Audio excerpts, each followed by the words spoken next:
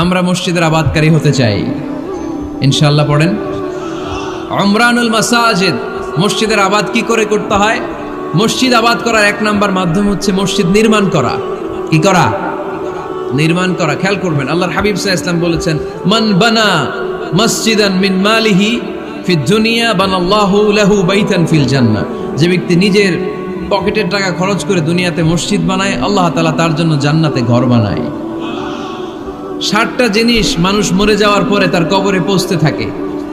ইন্না মিম্মা ইয়ালহাকুল মুমিন মিন হাসানাতিহি বা'দা মাউতিহি, মানুষ মরে যাওয়ার পরেও যে 60টা জিনিস তার কবরে পৌঁছায় তার মধ্যে একটা হচ্ছে মসজিদান বানাহু, সে যে মসজিদ বানিয়ে গিয়েছে ওই মসজিদের সওয়াব। সুবহানাল্লাহ পড়েন।